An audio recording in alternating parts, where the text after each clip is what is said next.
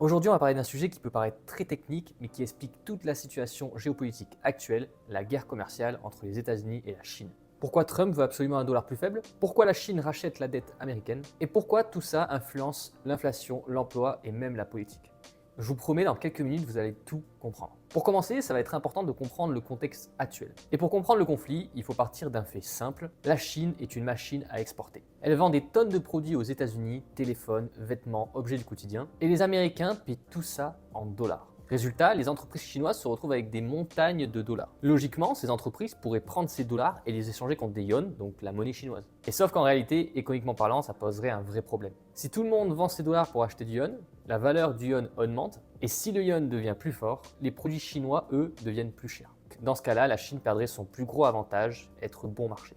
La Chine, face à ça, elle a trouvé une astuce. La Banque populaire de Chine dit aux entreprises du coup, donnez-nous vos dollars et on vous donne du yuan à la place. Et ces yuans-là sont créés par la Banque centrale. Et du coup, comme ils correspondent à une production réelle déjà vendue, ça n'apporte pas vraiment d'inflation. Résultat, c'est jackpot, le yuan reste faible, les produits chinois restent compétitifs et les exportations continuent de cartonner. Sans mauvais jeu de mots. Et du coup, la seconde partie qu'on pourrait se demander, c'est que fait la Chine du coup de tous ces dollars?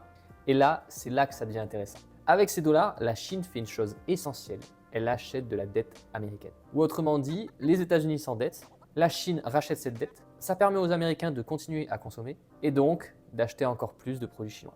Comme je vous l'ai illustré là, c'est tout simplement un cercle. Les États-Unis consomment, la Chine exporte, récupère des dollars et finance la dette américaine. Et le souci, en fait, tout simplement, avec ce système, c'est qu'il a un prix. C'est très avantageux pour la Chine, mais un peu moins pour les États-Unis. Délocalisation massive, fermeture d'usines, régions industrielles détruites, montée du chômage. En bref, dans ce système, on discerne bien un perdant. Et c'est là que la stratégie de Trump rentre en jeu.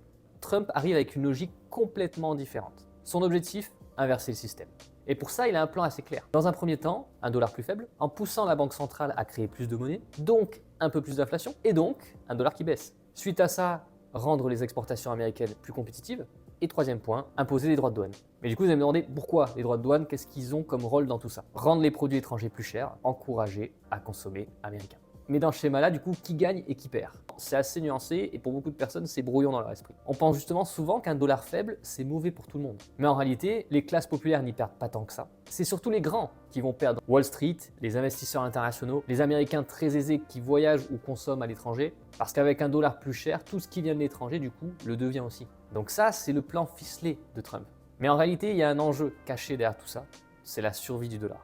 Parce qu'aujourd'hui, en fait, le dollar, il tient surtout grâce à deux choses. Le système du pétrodollar et le fait que la Chine rachète massivement la dette américaine. Parce que si un jour les pays pétroliers stoppent le fait de vendre leur pétrole en dollars, que la Chine arrête d'acheter la dette US, on peut se retrouver avec un système américain qui s'effondre. Et c'est pour ça justement que Trump cherche aussi à réindustrialiser le pays, créer une vraie demande mondiale pour des produits américains et à l'avenir justement rendre le dollar plus solide sur le long terme. Donc ça, c'est tout le tableau que je te peins de manière synthétisée autour de ce conflit et les enjeux que ça représente. C'est hyper important que tu comprennes ça parce que quand tu es sur tes marchés, que tu investisses ou que tu trades, c'est complètement, je dirais même vital que tu captes vraiment quels sont les potentiels risques et quels sont les potentiels surtout événements à l'avenir qui peuvent arriver pour que tu puisses t'y préparer et en tirer profit. Au fond, ce conflit entre Trump et la Chine, ce n'est pas qu'une histoire en fait de tarifs douaniers. C'est réellement un choc entre deux visions du monde.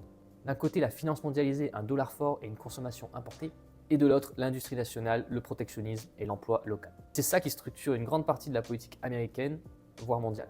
Si cette vidéo t'a aidé à comprendre ces mécanismes, je t'invite à la liker et pourquoi pas aussi la partager. Et dans la bio, j'ai le lien vers mon canal Telegram public où je partage ce genre d'informations et aussi du coup, je partage les opportunités marché que je cerne et les coachings que je peux faire aussi en interne avec les membres.